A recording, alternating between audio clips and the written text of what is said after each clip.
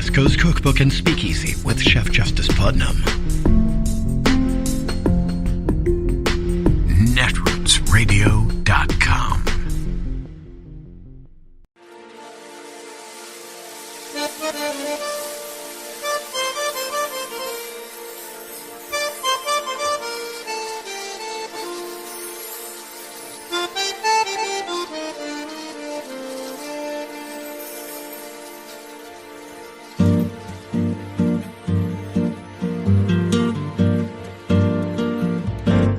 Je voudrais du soleil vert, des dentelles et des théières, des photos de bord de mer, dans mon jardin d'hiver.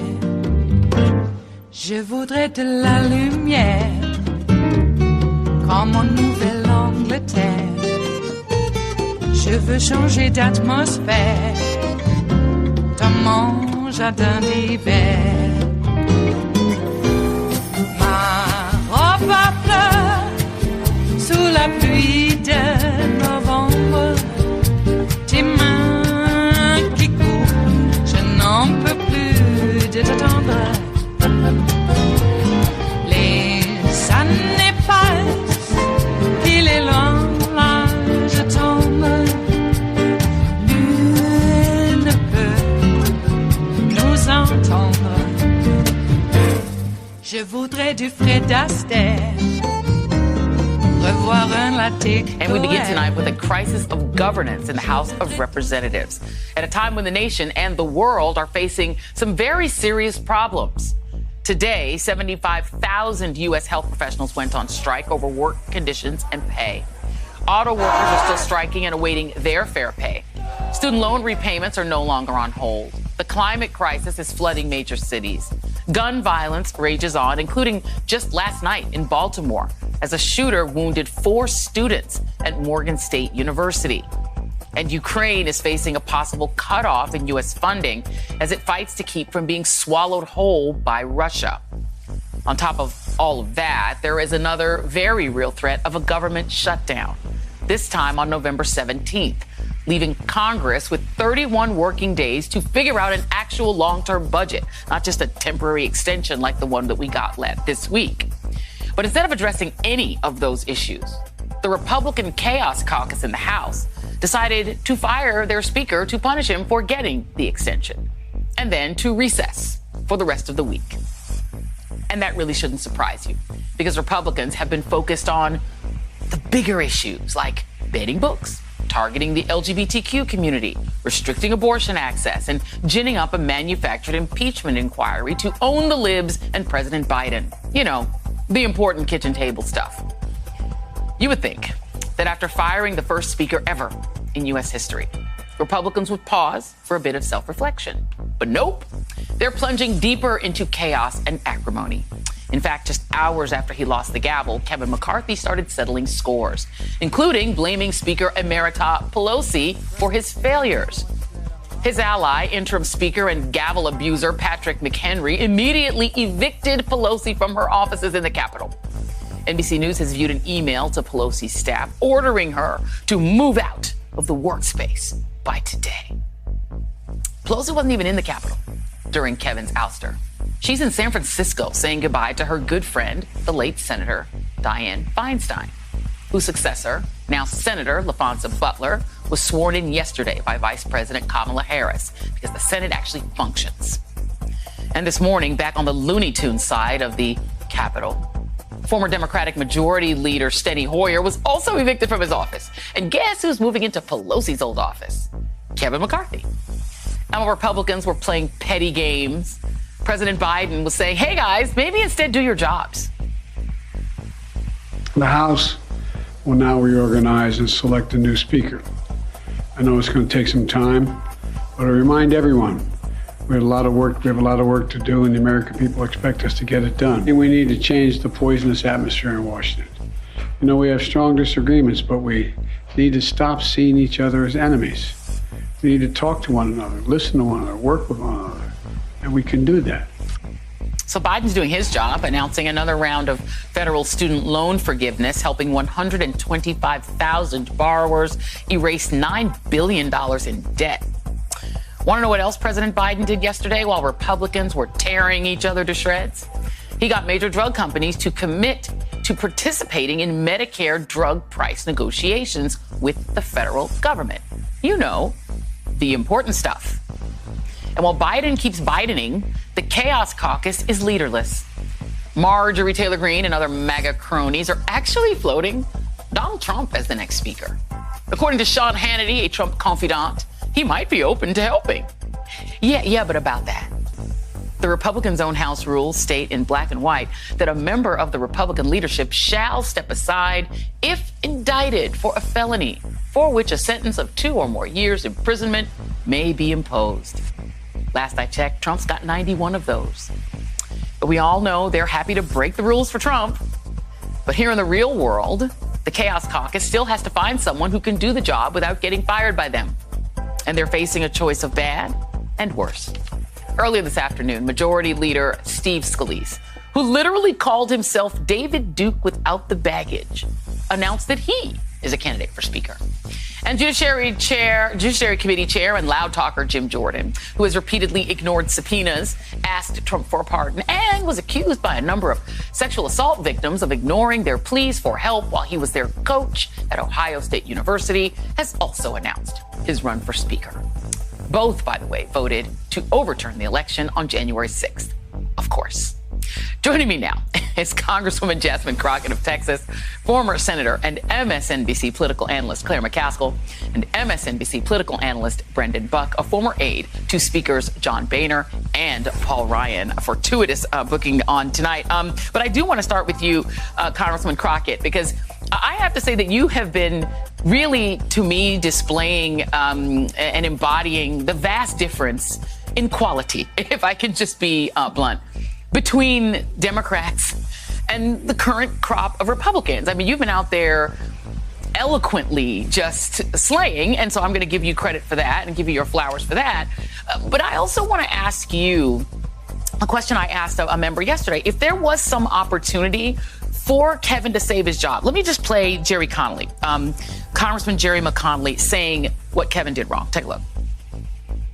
I think it goes in political 101 textbooks going forward as maybe one of the most crashingly stupid things somebody could do to thoroughly trash Democrats for providing the overwhelming support for the continuing resolution that he supported and put on the floor Saturday was a huge misstep. Congresswoman, what do you make of the fact that that's what Kevin is doing? He's blaming Democrats for kicking him out when Republicans kicked him out. Absolutely. Listen, McCarthy, he actually created this monster, right?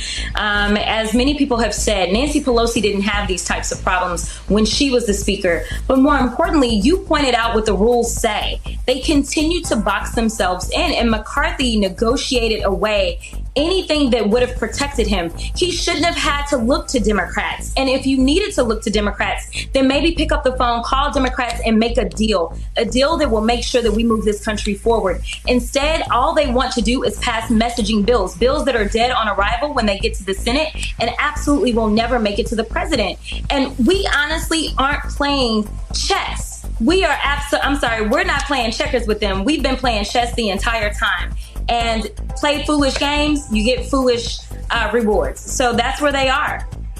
It is stunning to me. I'm just going to play it. This is Kevin McCarthy blaming Speaker. She's not even Speaker anymore. Speaker Emerita Pelosi, who was out of town when he got kicked out. Here he is saying the lady who was in San Francisco took me out. Nancy Pelosi came to me. She was Speaker at the time on the way out. I told her I was having issues with getting enough votes. And she said, what's the problem? I said, they want this one person can rule you out. And she said, just give it to him. I'll always back you up.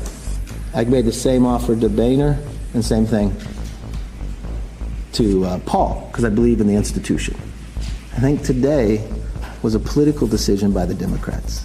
And I think the things they have done in the past hurt the institution. And he goes on to say, Claire, that what the Democrats did to hurt the institution was put in magnetometers after January 6th, after the House was sacked by a mob, and that, being not nice to people who were insurrectionists and taking people off their committees for threatening or mocking the idea of killing another member. And that those things just hurt the institution, and it's Nancy Pelosi's fault. She did put out a statement saying the Speaker of the House is chosen by the majority party in the Congress. It is the responsibility of House Republicans to choose a nominee and elect the Speaker.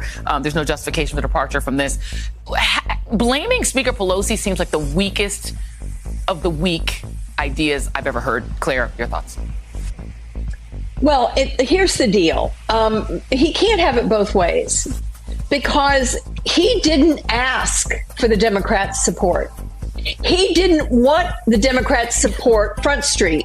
He wanted some kind of magical fairy dust to float through that side of the Capitol and just empower the Democrats to save somebody who opened an impeachment inquiry with no evidence, who ran to Mar-a-Lago and kissed the ring, who has done and who has tried to blame Democrats for everything that is absolutely at the feet of the chaotic, crazy caucus within the Republican House caucus.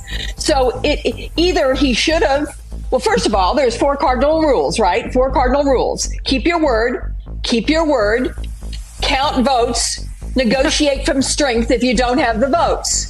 Well, when he counted the votes, he knew he didn't have the votes. So did he negotiate from strength? Did he come to the Democrats and say, let's figure out a way to...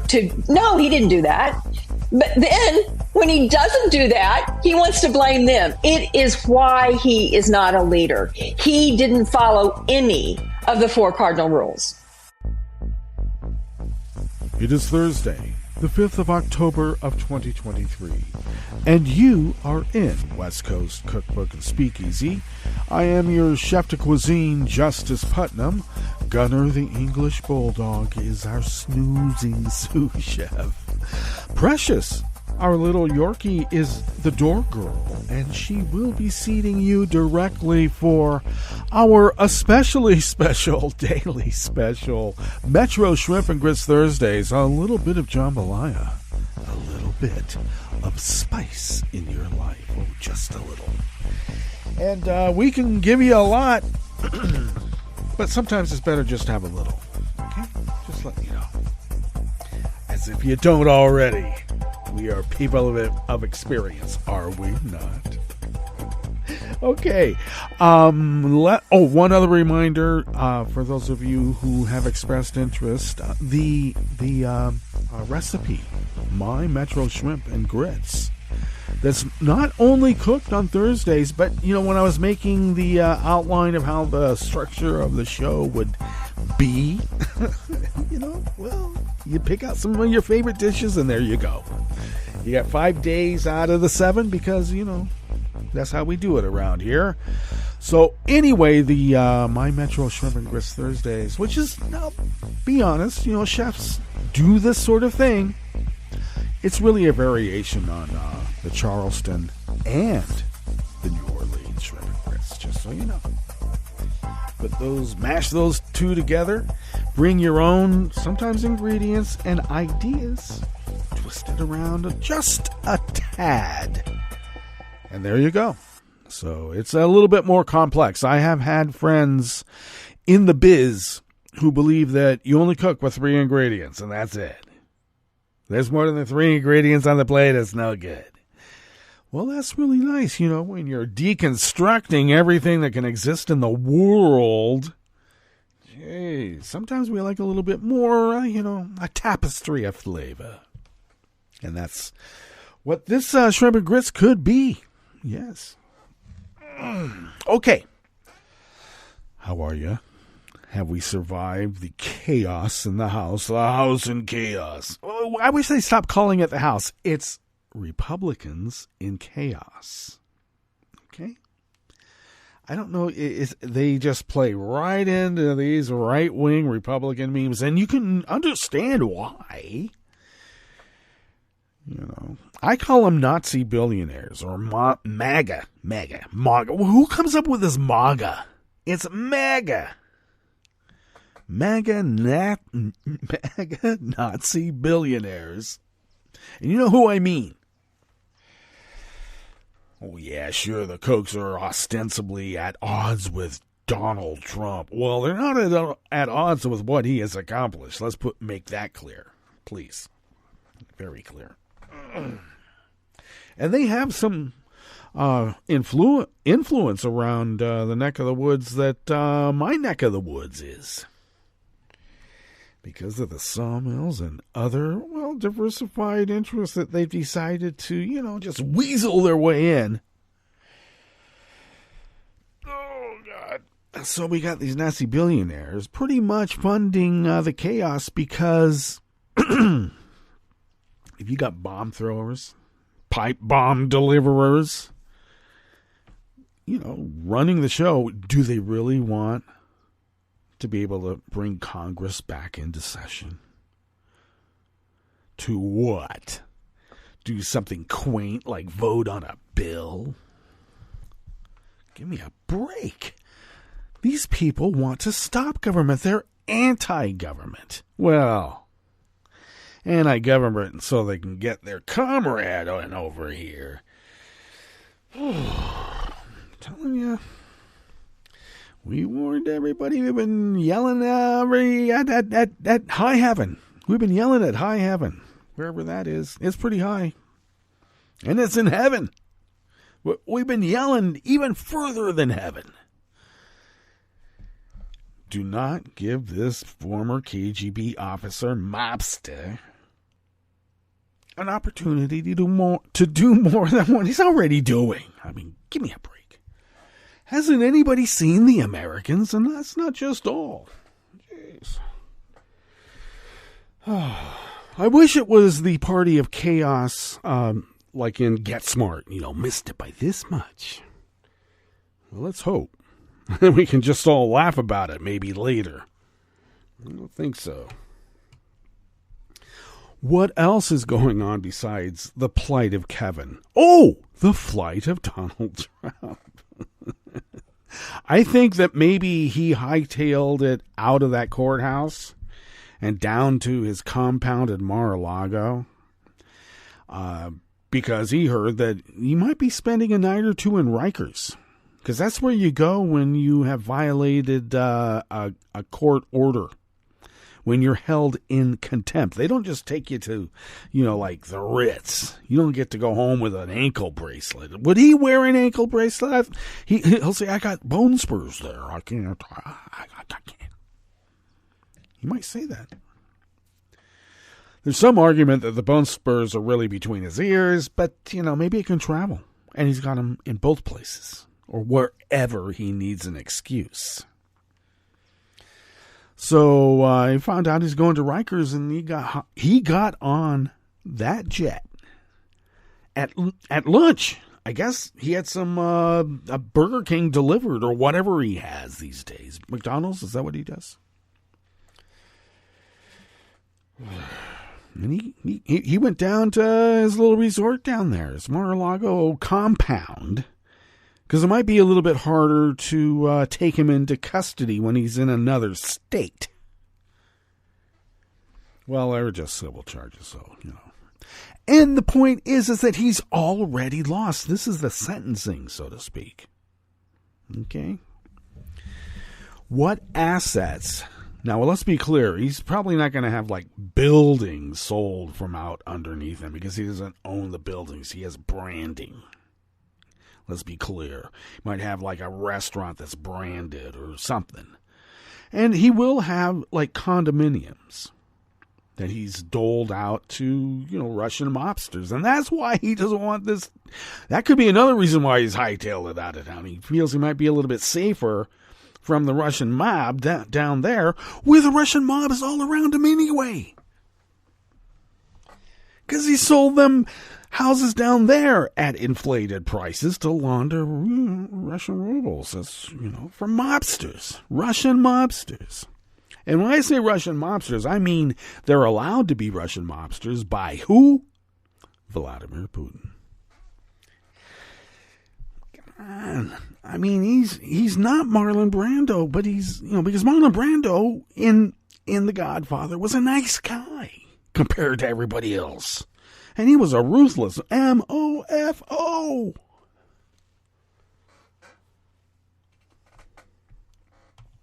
Okay.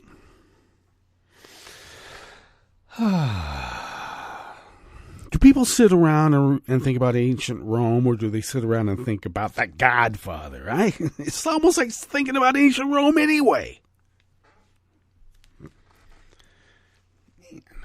I sat around and thought about, an island full of women called Amazons. What's wrong with that? I did. I was a red-blooded American boy. I thought if I was going to be in a world that was like, I don't know what, maybe I'd want to be on the island of strong women who were kind of hot.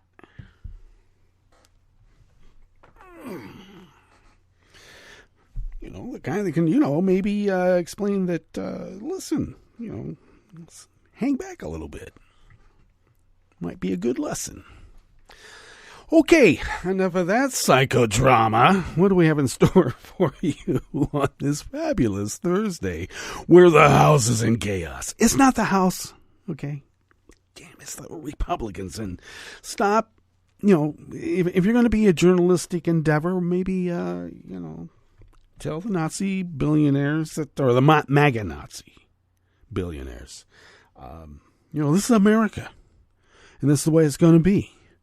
There's going to be a separation between MAGA Nazi billionaires and the press. I'd like to have one of those rules. Maybe we need to, maybe we can get it.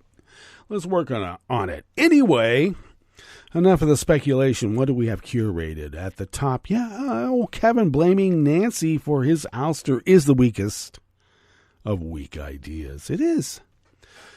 On the rest of the menu, a newly enacted Arizona recount law could cause the state to miss crucial deadlines for certifying the 2024 vote. And I think that's a feature, not a bug, considering who rammed this law through. And you know who. Yeah, the usual suspects. The Environmental Protection Agency is investigating whether Alabama discriminated against black residents in wastewater infrastructure funding. And when we get into the story, it's going to be even shittier than it sounds. And I don't mean that as a pun. It's just, okay. Let me gather myself. Oh, and 3 New England states are joining together for offshore wind power projects. The first multi-state agreement in the nation. Oh, it's woke socialism. After the break, we move to the chef's table where the European Union announced plans to better protect its cutting-edge technologies from foreign snooping. And Japan's wrecked Fukushima nuclear power plant began releasing a second batch of treated radioactive wastewater into the sea. No one's seen a Godzilla movie anywhere in the world, apparently. All that and more on West Coast Cookbook and Speakeasy. Bon appetit.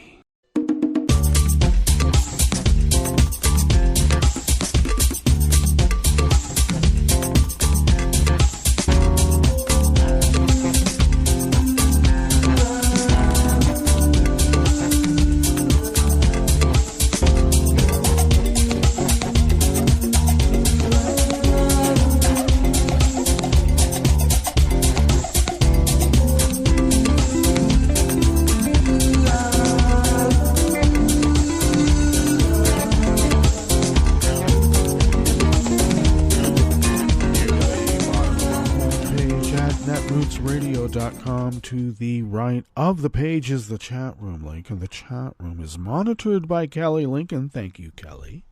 across the page from that chat room link is a link to our Patreon site. And thank you to those of you who have been Patreons, recurring Patreons of Netroots Radio over these many years.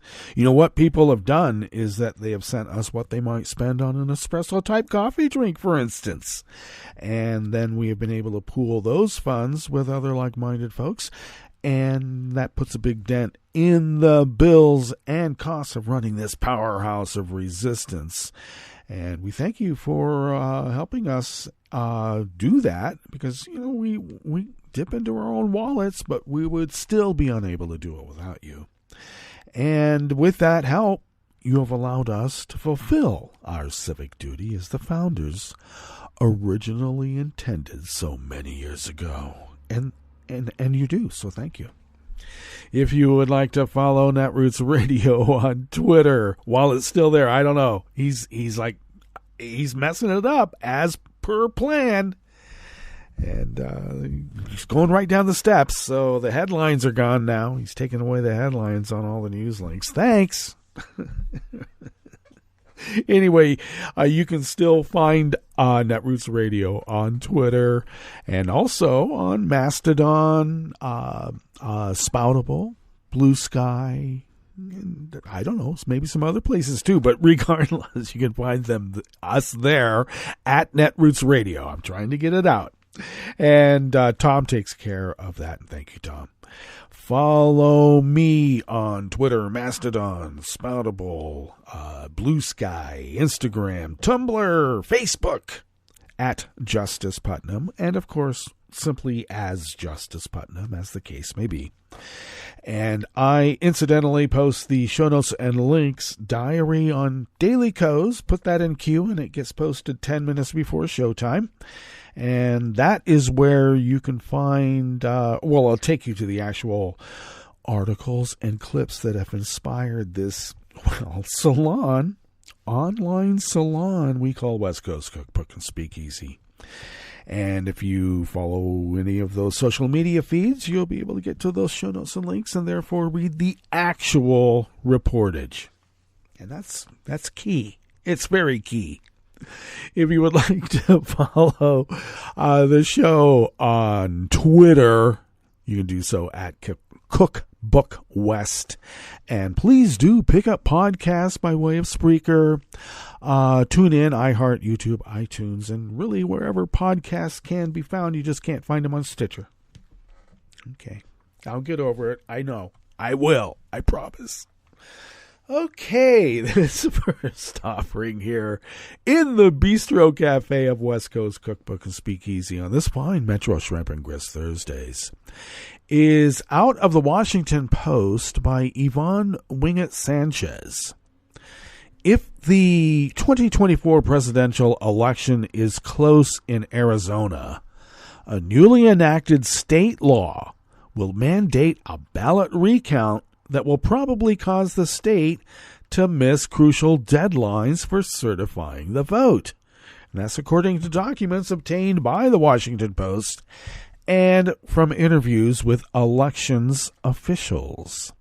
Arizona was central to attempts by Trump and his allies, meaning Bannon, Flynn, et al., to change the outcome of the 2020 election, and many Republican primary voters in the state continue to be fixated on election denialism, a movement stoked by Trump and others like Bannon, Flynn, et al., who refuse to accept the results. The battleground state is expected to play a pivotal role in the next presidential election, and any holdup in counting votes there could cause chaos. I told you, feature, not a bug. In a September 11 letter to the County Supervisors Association of Arizona and the Arizona Association of Counties, an organization representing election officials from all of the state's 15 counties wrote that the new law, passed after President Biden's narrow win in Arizona in 2020, will put in jeopardy immovable deadlines on the election calendar. including those that are part of the Electoral College process and those that confirm the winners of August primary so that general election ballots can be mailed to military and overseas voters. He just loves those people, doesn't he? Worst case scenario, more than a half dozen election officials told the Post Arizona could delay pivotal steps in the process for sitting a president.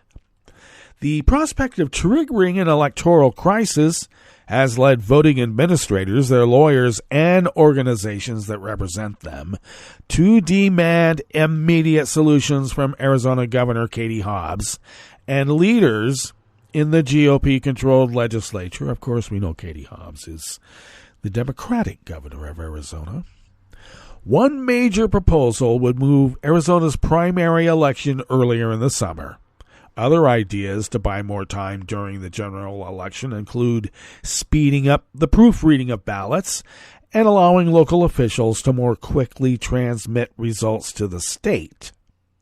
After Trump's razor-thin loss in 2020 that ushered in attacks on the once obscure management of elections, Republican and Democratic lawmakers proposed a measure intended to strengthen confidence in electoral outcomes. The measure lowered the threshold that triggers automatic recounts in certain races, including statewide and legislative ones. At the time, county officials warned that the proposal would increase the number of contests needing time-intensive recounts. They also said the measure could complicate their abilities to hit mandatory deadlines between primary and general elections. The implications of the bipartisan law have not been tested during a full election cycle because the law did not take effect until the 2022 midterm general election.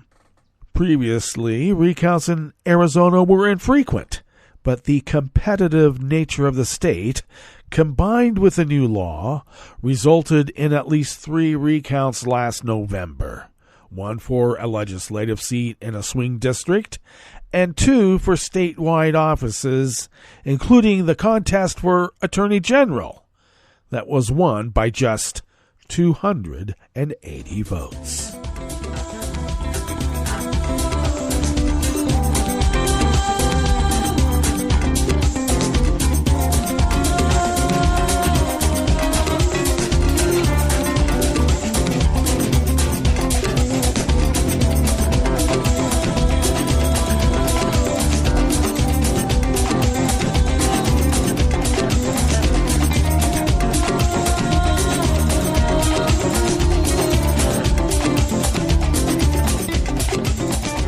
Kim Chandler of the Associated Press brings us this next offering here in the Bistro Cafe of West Coast Cookbook and Speakeasy. Metro's Shrimp and Grits Thursdays. The U.S. Environmental Protection Agency announced it has opened a civil rights investigation into whether Alabama discriminated against black residents when handing out funding for wastewater infrastructure. The Natural Resources Defense Council and the Center for Rural Enterprise and Environmental Justice filed the complaint this spring, arguing Alabama's policies for distributing money have made it difficult for people, particularly black residents in the state's poverty-stricken Black Belt, to get help for on-site sanitation needs.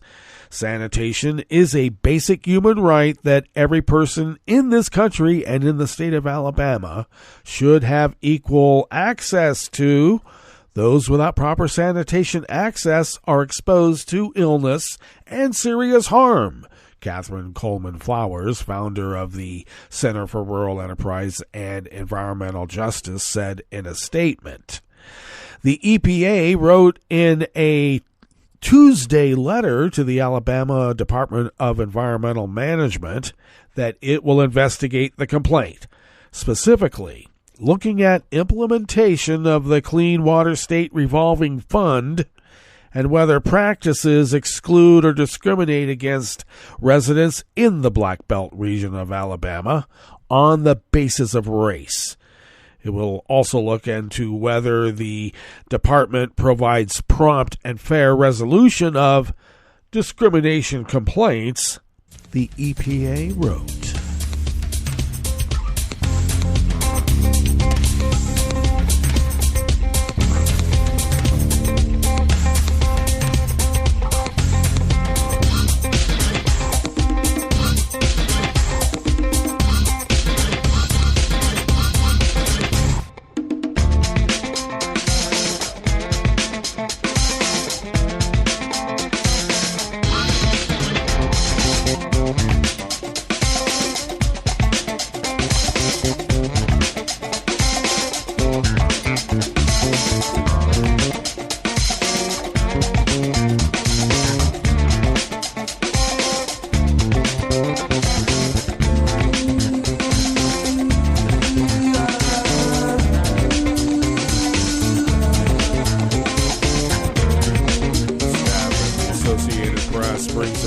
Final offering here in the Bistro Cafe of West Coast Cookbook and Speakeasy.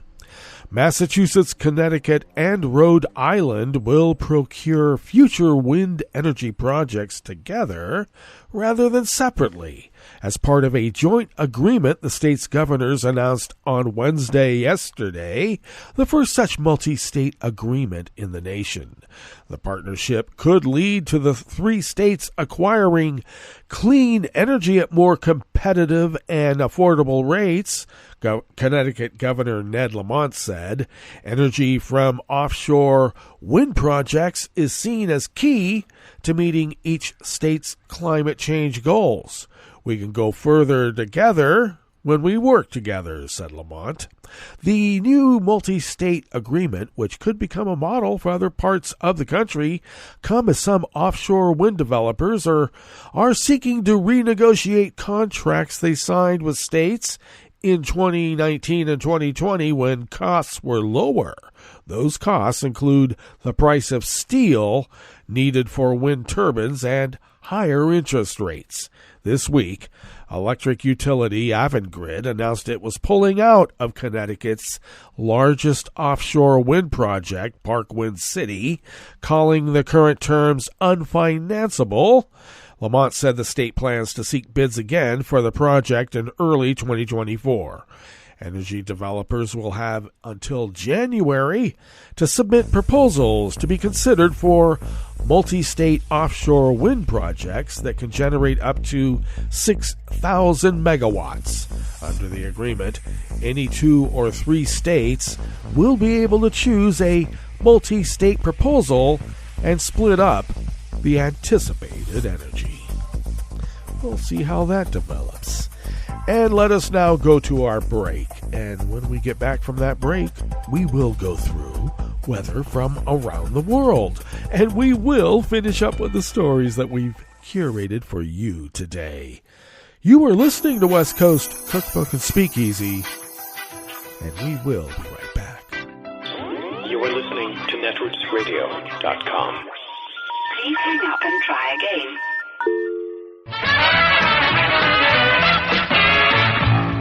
From a point at sea to the circles of your mind, a new force is at work for planetary transformation. New radio for a new Earth.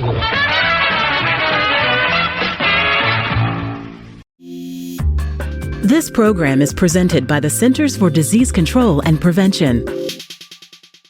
Welcome to this edition of PCD Soundbites. I'm Karen Ngowe, filling in for your host, Latoya Simmons. Current guidelines recommend adults get at least 2.5 hours of moderate-intensity aerobic activity a week, like brisk walking. But many Americans don't get enough physical activity to meet this guideline, which can lead to chronic disease and premature death. Joining me today is Dr. Susan Carlson, a lead epidemiologist in CDC's Division of Nutrition, Physical Activity, and Obesity.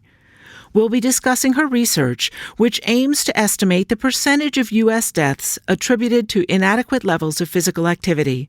Thank you for being here, Susan. Thank you for inviting me, Karen. Susan, give us a brief overview of your study. As Karen stated, the current aerobic physical activity guideline recommends that adults participate weekly in at least 150 minutes of moderate intensity physical activity, or its equivalent, for substantial health benefits. The health benefits include such things as lowering the risk of premature death, heart disease, stroke, type 2 diabetes, certain types of cancers, and depression. In our study, we first examined what influence physical activity levels below the current guideline have on premature mortality, and we wanted to look at whether this association differed by age. The second purpose was really to estimate the percentage of deaths that are attributable to levels of physical activity that are inadequate to meet the current guideline. What did your research reveal about the association between inadequate physical activity and premature death among American adults? So in a nationally representative sample of U.S. adults, we found that adults with levels of physical activity inadequate to meet current guidelines had an increased risk of premature death. Overall, we found that 8.3% of deaths were attributed to inadequate levels of physical activity.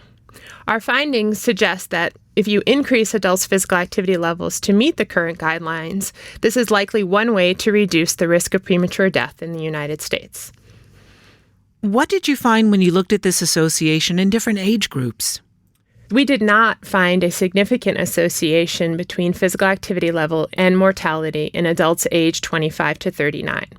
However, for those aged 40 to 69 and 70 or older, we found that not meeting the guideline was associated with an increased risk of premature mortality. How did these findings compare to previous similar studies? We found that our estimates were similar or slightly lower when comparing to similar studies that have examined this association. In general, our estimates of the percent of deaths attributable to inadequate levels of physical activity is not practically different from other studies. Do you think researchers have become better at estimating the percentage of deaths attributed to inadequate physical activity? Estimating the percentage can be challenging. Many of the previous studies that have provided these estimates have done so by combining estimates across different sources. This can really bias results, especially if there are differences in the populations or if the physical activity measure differs. When you use a survival analysis conducted in a single population, which is what we did in this study, you can overcome a lot of these biases and improve your estimates. Facilitating the linking of CDC survey data from systems like the National Health Interview Survey to mortality data can really help researchers explore these issues. How do you think this research can be used to help get adults moving and reduce the risk of premature death associated with inadequate physical activity? So we found in this study that a significant portion of deaths were attributed to lower levels of physical activity. By estimating the public health burden of low levels of physical activity, this can be important for setting research and program priorities and for public health planning at the national, state, and local level. Ultimately, individuals make the decision to be active. However, this decision can be made easier by programs and policies that provide opportunities for physical activity and by making communities more activity-friendly. By working collaboratively across different sectors, communities across the nation can help to increase physical activity levels and potentially reduce the risk of premature death. Thank you, Susan. You can read her study, Percentage of Deaths Associated with Inadequate Physical Activity in the United States, online at cdc.gov/PCD. The findings and conclusions in this report are those of the author and do not necessarily represent the official position of the Centers for Disease Control and Prevention. For the most accurate health information, visit cdc.gov or call 1-800-CDC-INFO. This program is presented by the Centers for Disease Control and Prevention.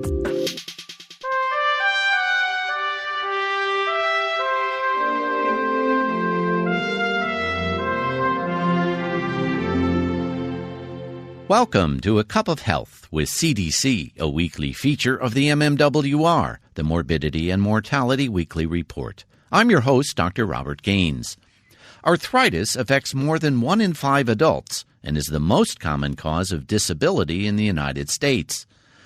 Dr. Camille Barber is a researcher with CDC's National Center for Chronic Disease Prevention and Health Promotion. He's joining us today to discuss ways to control arthritis. Welcome to the show, Camille. Thank you. Camille, are there different types of arthritis? Yes, there are over 100 types. The most common types are osteoarthritis, rheumatoid arthritis, lupus, gout, and fibromyalgia. What are the symptoms of arthritis? Arthritis, which is joint inflammation, can result in pain, stiffness, and swelling in the joints. Does arthritis affect some people more than others? Yes, it affects primarily the elderly. It also affects people with chronic conditions such as heart disease, diabetes, and obesity. And it's also much higher in women compared to men. What are some strategies for managing arthritis pain? Now, adults with arthritis may be reluctant to engage in physical activity because of the symptoms that they have, such as joint pain and stiffness. However, we know that there are low-impact types of physical activities, such as walking and swimming, that have been shown to improve function and reduce pain in adults with arthritis. There are also self-management programs that, in addition to these physical activity programs, have different ways to maintain weight and other ways to control your arthritis symptoms. How can people reduce their risk of developing arthritis? So as I said earlier, osteoarthritis is the most common type of arthritis, and the best way to reduce your chances of developing it is to maintain a normal weight and avoid joint injury. Camille, where can listeners get more information about arthritis, including the self-management program? Listeners can go to cdc.gov/arthritis. Thanks, Camille. I've been talking today with CDC's Dr. Camille Barber about ways to control the pain caused by arthritis. Remember, although there's no cure, arthritis can be controlled through medical treatment, regular exercise, and weight maintenance. If you suffer from arthritis, talk to a healthcare provider about programs to manage your condition. Until next time, be well. This is Dr. Robert Gaines for A Cup of Health with CDC. For the most accurate health information, visit www.cdc.gov or call 1-800-CDC-INFO. Hi, it's Tom. Could we humbly suggest your donation to netrootsradio.com? All we've got to run this 24-hour powerhouse of progressive resistance radio is what comes out of our own wallets. And you are our biggest donor. It doesn't take much, $3, $5. Just go to the bottom of our netrootsradio.com page and hit our secure donate button. Heck, you can even make a recurring contribution. So donate what you'd like at the bottom of our netrootsradio.com's homepage. Because you are our biggest donor. netrootsradio.com. Together, we are Resistance Radio.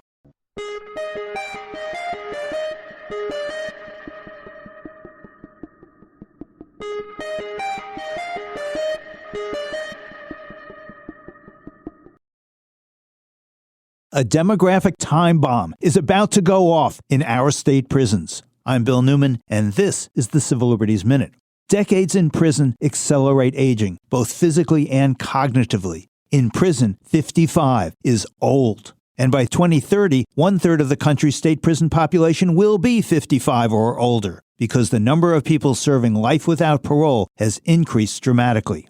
And the 55 and older population has huge medical needs that are very expensive. Pennsylvania, for example, spends over $122 million per year for medical treatment for people over 50 serving life without parole sentences. All to keep locked up people who, for example, at age 60, are not the same person who was locked up when they were 20. They aged out of crime long ago. And, in addition, many are terminally ill and incapacitated, suffering from dementia or Alzheimer's, and with their advancing decrepitude, pose no public safety risk. For those behind bars close to death, states have some version of compassionate release, but many of those people simply are unable to file a petition, and others will die while the bureaucracy pushes papers. As a recent Boston Globe editorial headline put it, the graying of the state's prison cries out for a dose of compassion. And, may we add, common decency and common sense. The Civil Liberties Minute is made possible by the ACLU, because freedom can't protect itself. I'm Rick Smith, and this is Labor History in 2. On this day in labor history, the year was 1945. That was a day known in Hollywood as Black Friday. After World War II, the movie industry began to rake in profits. But they did not pass those profits along to their employees. 10,000 members of the Conference of Studio Unions were on strike. They were part of the Brotherhood of Carpenters and Joiners. They were also in a jurisdictional battle with the International Alliance of Theatrical Stage Employees, or IATSE, over who should represent stage decorators. The strike wore on for half a year. The studios had more than 100 films backlogged and were able to wait out the strikers. But as the strike continued and the studios remained silent, pressure mounted. Despite the tensions between the two unions, thousands of IATSE members refused to cross the picket lines. On Black Friday, the strikers decided to concentrate their efforts at the Warner Brothers Studios gate. 300 picketers gathered to hold the line. Scabs, hired by Warner Brothers, tried to drive through the workers' picket lines to the studio. Variety accounted what happened next, writing, quote, "Strikers deployed from their barricades, halted non-strikers, and rolled 3 automobiles on their sides. By noon, reinforcements arrived from both sides. Firemen were called in to turn their hoses on the striking workers. Warner Brothers security deployed tear gas. Common for the time, accusations were hurled that the Conference of Studio Union strikers were communists. As a result of the strike, the Conference of Studio Union's employees were assigned to other jobs in the studios. When they refused, they were locked out. The union never recovered. The violence at the Warner Brothers Studios gate also helped to fuel the passage of the Taft-Hartley Act through Congress, which eroded union protections. Like what you hear? Check out more at laborhistoryin2.com.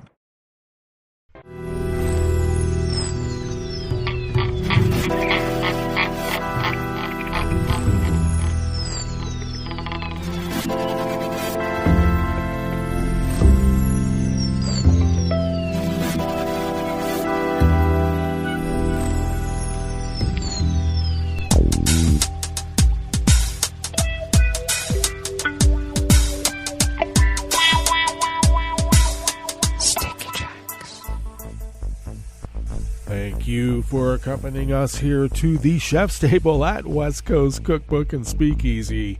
Metro Shrimp and Grist Thursdays. A little bit of jambalaya. A little bit of spice in your life. We always begin, whether from around the world, along the banks of the Rogue River, in the Rogue River Valley of Southern Oregon on the west coast of the continental United States of America, where it is currently 50 degrees Fahrenheit under foggy conditions. Going to be much warmer than yesterday, looking for highs bumping around 90 degrees. Some clouds this morning will give way to generally sunny skies for the afternoon. Winds will be light and variable. Clear skies overnight, lows in the mid-50s, winds light and variable, and then a mainly sunny sky tomorrow with highs around 90, winds light and variable. And I'll just say we are continuing to have a forecast of a sizable spot of rain on Sunday and Monday, bringing with it almost 2 inches total. Let's hope. Ragweed pollen is rated high in our little village of Rogue River. The air quality index for the Rogue River Valley region is in the good range at 11 parts per million. And that daytime UV index is moderate at level 4. Barometric pressure is falling at 30.18 inches. Visibility is down to 1.5 miles. And relative humidity is at 99%. Weather from around the world is brought to you by a crowd of crowdsourced weather stations that a crowd crowdsources from around the world, and that is literally the Weather Underground. It is. London is registering 65 degrees and cloudy. Paris is 67 and sunny. Rome is 80 degrees and sunny. Kabul is 65 and clear. Kyiv is 62 and mostly cloudy. Hong Kong is 84 and partly cloudy. Tokyo is 65 and clear. Melbourne, Victoria, Australia is 51 and mostly cloudy. San Francisco, California is 65 degrees and sunny. Chicago, Illinois is 68 degrees with rain showers.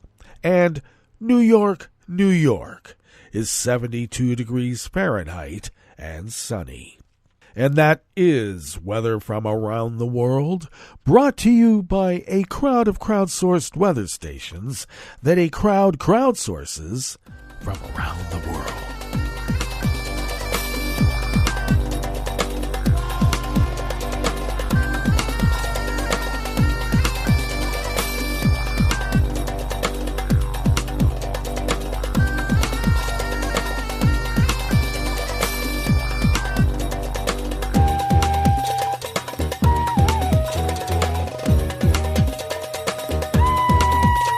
Rafe Kaser of the Associated Press brings us this first amuse-bouche here at the chef's table at West Coast Cookbook and Speakeasy. The European Union announced plans to better protect its cutting-edge technologies from foreign snooping that might threaten its economy and security in the wake of repeated warnings that the bloc needs to de-risk its relations with China. To protect its relatively open market, the European Commission wants the member states to immediately carry out risk assessments of its most sensitive industries, including advanced semiconductor, artificial intelligence, quantum, and biotechnologies. Those are considered highly likely to present the most sensitive and immediate risks related to technology security and technology leakage, and are up for the highest level of protection. Even though the European Commission refrained from putting the onus on any specific country, the EU itself has repeatedly said that it must be better prepared to develop its measures to protect trade and investment that China might exploit for its own security and military purposes. The measures are the latest example of the struggle the 27 nation has in setting its relations with Beijing. The EU has said that despite sometimes fundamental differences on human rights and state involvement in the economy, it was no option to fully decouple relations with such a superpower. Hence, the EU has sought to center on de-risking relations and better protecting its vital economic sectors from undue interference.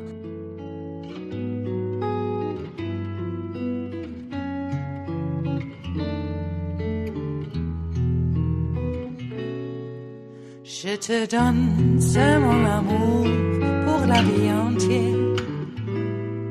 La promesse de me trouver à tes genoux. Aussitôt que tu m'appelles, rester toujours fidèle. C'est tout, c'est tout. Je te donne tous mes printemps, mes étés de mer, mes automnes quand les feuilles tombent partout. Si ce n'est pas une bonne affaire, je te donne tous mes hivers. Mari Yamaguchi of the Associated Press brings us this final amuse-bouche here at the chef's table at West Coast Cookbook and Speakeasy, Metro Shrimp and Grits Thursdays. Japan's wrecked Fukushima nuclear power plant said it began releasing a second batch of treated radioactive wastewater into the sea after the first round of discharges ended smoothly. The plant operator, Tokyo Electric Power Company Holdings, otherwise known as TEPCO, remember that, said workers activated pumps to dilute the treated water with large amounts of seawater, slowly sending the mixture into the ocean through an undersea tunnel for an offshore release. The wastewater discharges, which are expected to continue for decades, have been strongly opposed by fishing groups and neighboring countries, including South Korea, where hundreds of people staged protest rallies. China banned all imports of Japanese seafood badly hurting Japanese seafood producers and exporters. The plant's first wastewater release began on August 24th and ended on September 11th. During that release, TEPCO said it discharged 7,800 tons of water from 10 tanks, and that was treated water. In the second discharge, TEPCO plans to release another 7,800 tons of treated water into the Pacific Ocean over 17 days. About 1.34 million tons of radioactive wastewater is stored in about 1,000 tanks at the plant. It has accumulated since the plant was crippled by that massive earthquake and tsunami in 2011. Well, that brings us to the end of our broadcast period for the day, but you do know Netroots Radio broadcasts on, and we will meet up here tomorrow for Blue Moon Spirits Fridays. So do stay tuned to Netroots Radio all day and all night for all the breaking news as it breaks. And we will meet up here tomorrow, right here in West Coast Cookbook and Speakeasy. Bon appetit.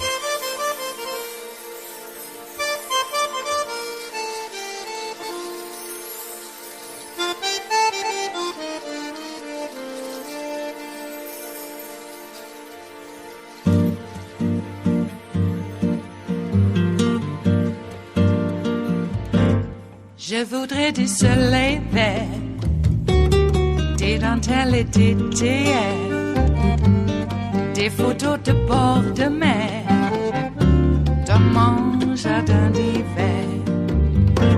Je voudrais de la lumière, comme en Nouvelle-Angleterre. Je veux changer d'atmosphère, dans mon jardin d'hiver. Robe à fleurs, sous la pluie de novembre, tes mains qui courent, je n'en peux plus de t'attendre. Les années passent, qu'il est loin, là je tombe.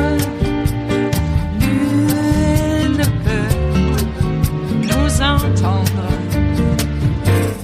Je voudrais du Fred Astaire, revoir un latte Goël. Je voudrais toujours te plaire dans mon jardin d'hiver. Je veux déjeuner par terre, comme au long de golfe clair, t'embrasser les yeux ouverts dans mon jardin d'hiver.